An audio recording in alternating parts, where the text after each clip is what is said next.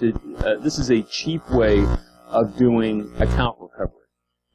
Account recovery is a big cost to all of these online services. You know, everything from your bank down to social networking, you name it.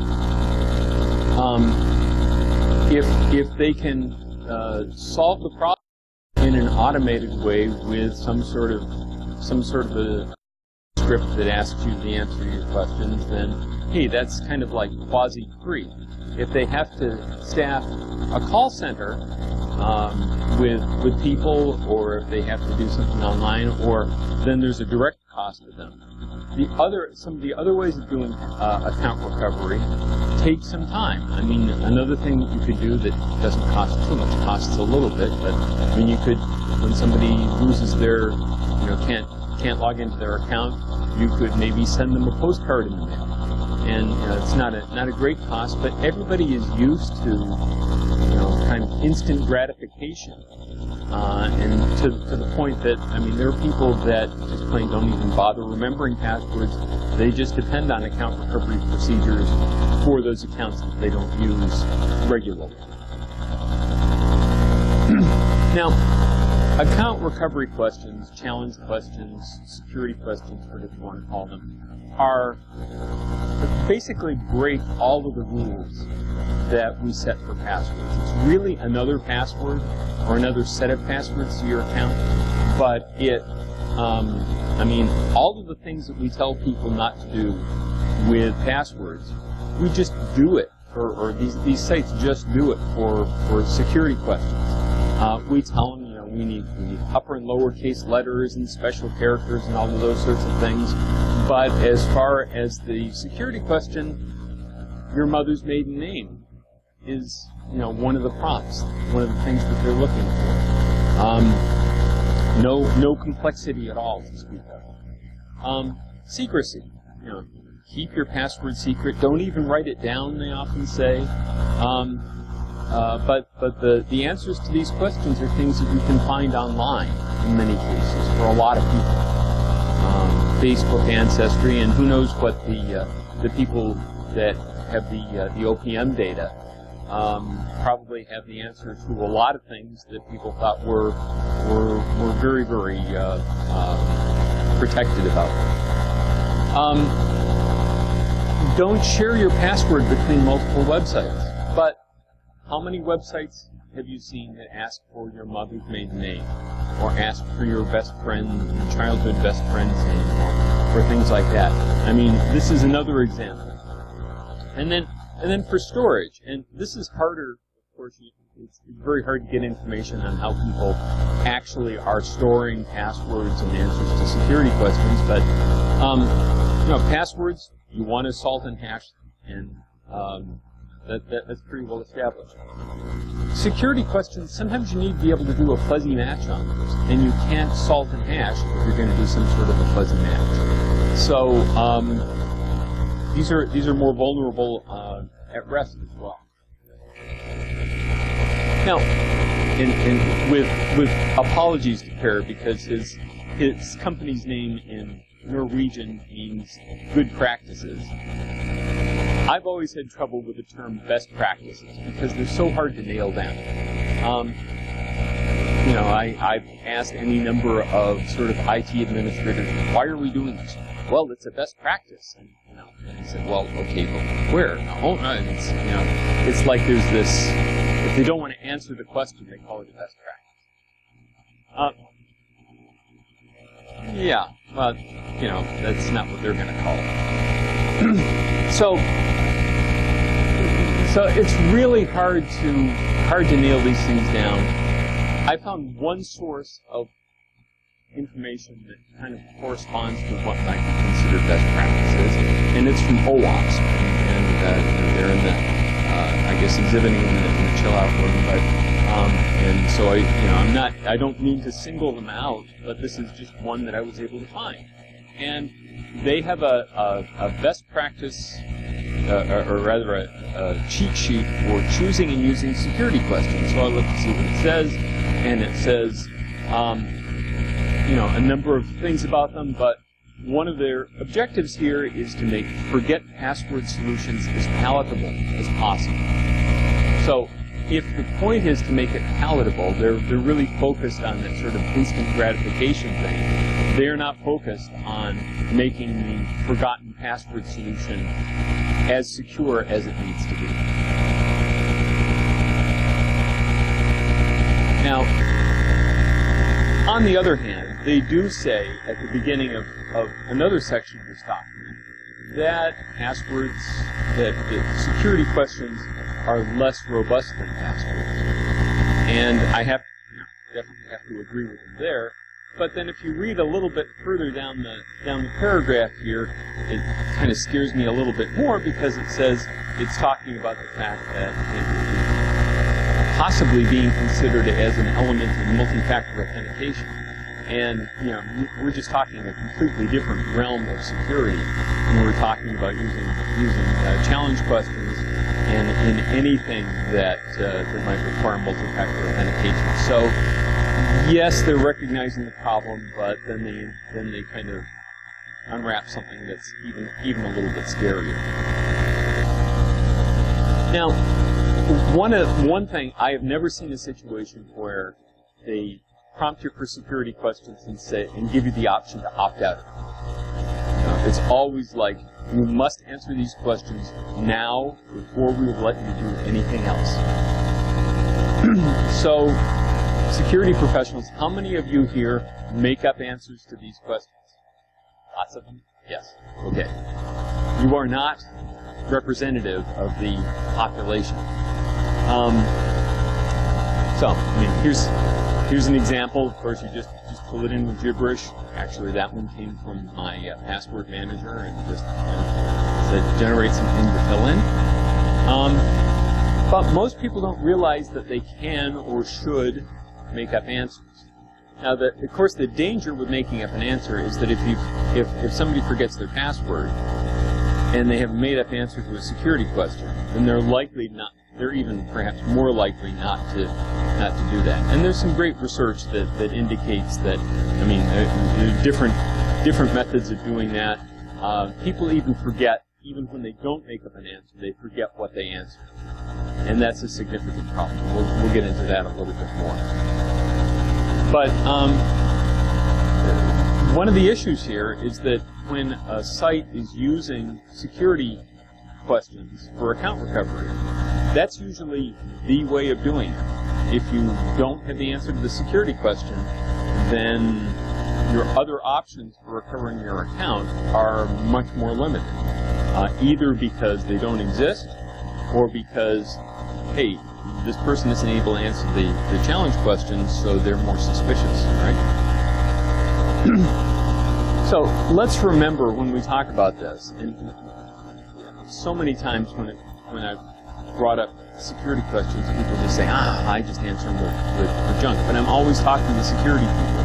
But let's remember when we're designing these things that we are not designing them for ourselves. We're designing them for the general public. And we need to be thoughtful about how we do these things, because we want to provide security to everybody, not just a select few.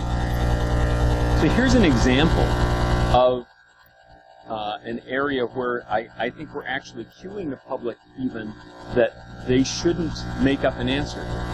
So this is the California Department of Motor Vehicles account registration. And I had to go through this recently because I was given the option to renew my driver's license online, so I had to create an account on their site. And this is what you do to register an account number. And I don't know if you can see all of this, but it talks about entering. Hello folks, I'm Geek here. Unfortunately, it looks like we had another video freeze up. So, audio and the speaker moving around and such should resume at about the 11-minute 45-second mark or thereabouts. Sorry for the inconvenience.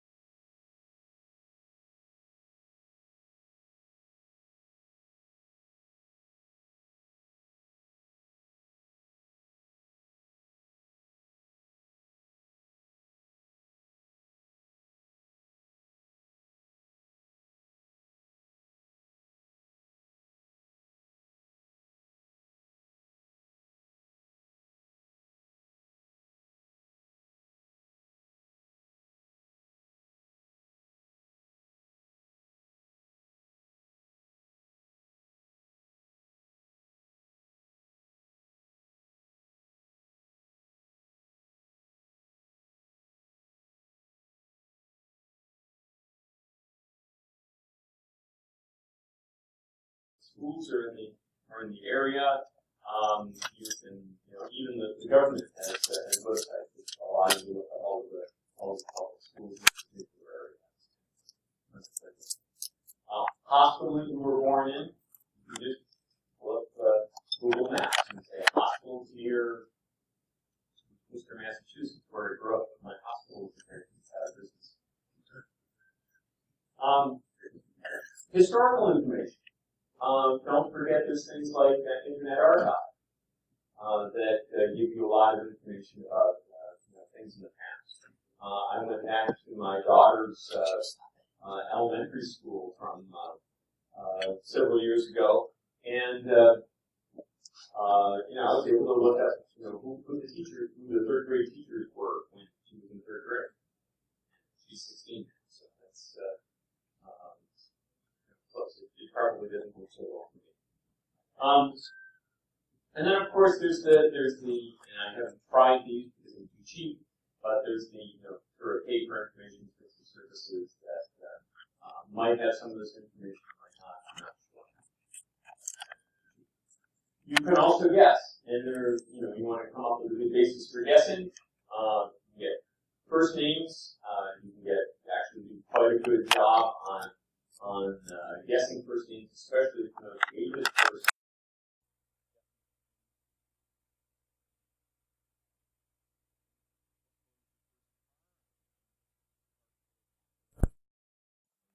Media, popular pet names, popular team names.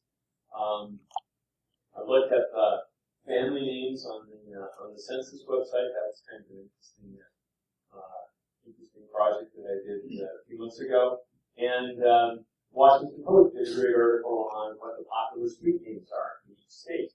There's definitely trends by state there as well. So if you need, if an attacker needs to guess, then there are lots of resources to deal with that. And again, my point here is to try and encourage that the design of these questions really needs to be thought out if you're going to use them at all.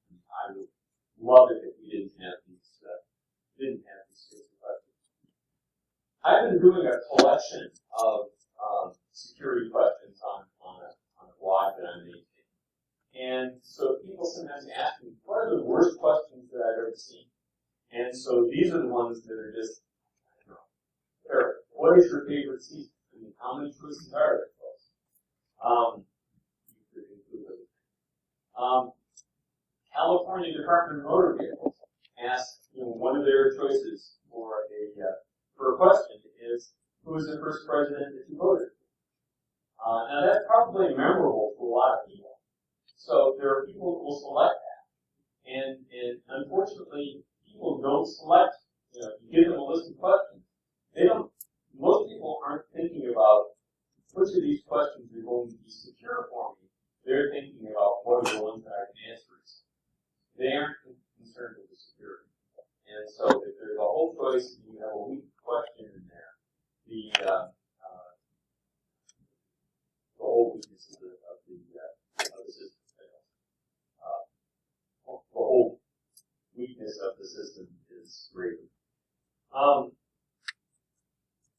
What is the year in which you were married? I mean, that not a lot of choices. If you're 30 years old and you're married, then it's kind of a similarly small number of likely answers there.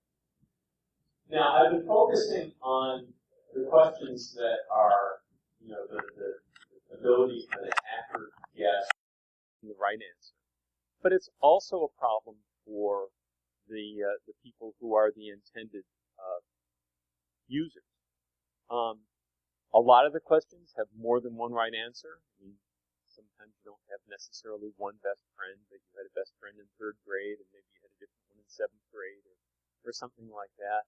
That a number of these things. What's the name of this is one that I've seen. What is the name of a college you applied to but didn't attend? I kind of like that one from a security standpoint, because people don't necessarily broadcast, hey, well, I applied to such and such a school and didn't get in. So it's good from that standpoint. But most of us have applied to more than one college and not gotten in. And so which one did I use? Canonicalization problems. There are lots of different ways of typing phone numbers. There are lots of different ways of typing addresses. Very hard to canonicalize these things in a uniform way that you'd be able to salt and hash the answer, salt and hash the canonicalized result. And another thing to bear in mind is that, part of the strategy here is you don't want to allow people to guess too many times, so you need to implement a throttling strategy. You want to make sure that your throttling strategy doesn't unduly work against the intended user.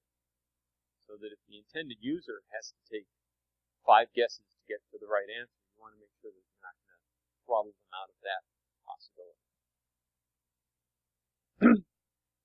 So, I've talked a lot about the problems. What are the things that I would do with security questions? You might be able to use them for something very low security. It's not the thing that you're going to depend on for security, but maybe something to depend on just avoiding, a nuisance notification or something like that. So, if your site is maybe going to send somebody an email in order to reset their password, we can talk about the security of that. That's a different subject. But if you're going to do that, then perhaps you might want to ask a security question in order to make sure that at least the user has some likelihood that they are the owner of that email address, that somebody isn't just coming in and hammering on somebody else's email address in order to annoy them. You want to choose questions that are deterministic, have answers that you'll be able to hash and solve. Even if you're going to ask multiple questions, don't expect any real security. Remember that something you know plus something else that you know is not two-factor authentication. And remember that sometimes the attacker is an insider. I mean, we hear situations where disgruntled ex-spouses want to get into the ex-spouse's bank account, maybe as part of a divorce settlement or something like that, wants to see what's going on. Insider threats are definitely. There's been a lot of really good academic, really much more rigorous research done on this. There like 3 of the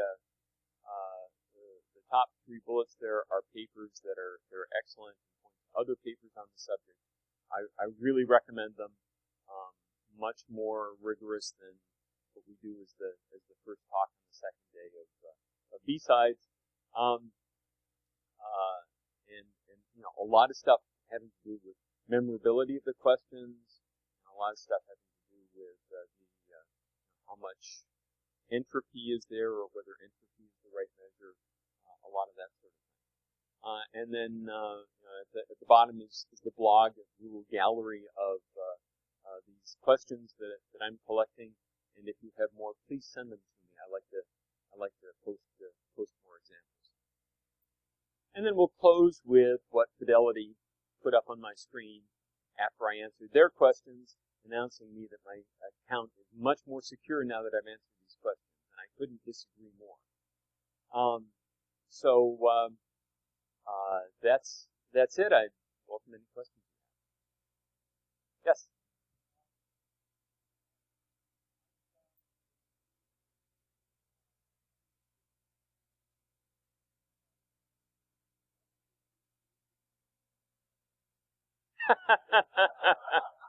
Okay, I'll repeat it for the microphone because it's a good one. The favorite security question was, what is your favorite internet password? If you've got a screenshot of that, I'd love that.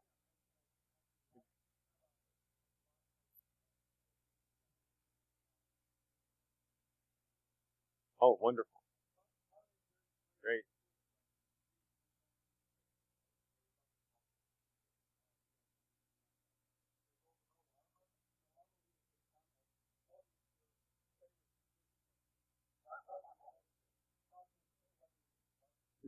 Do we have time for one more?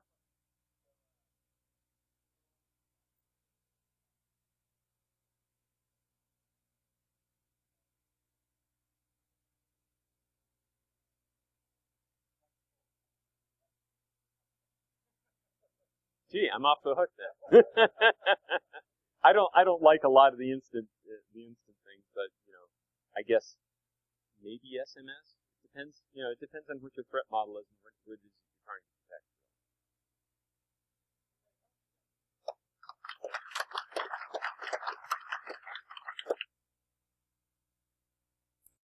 It's from Prague in Czech Republic. It's been with us several times before, and here's a nice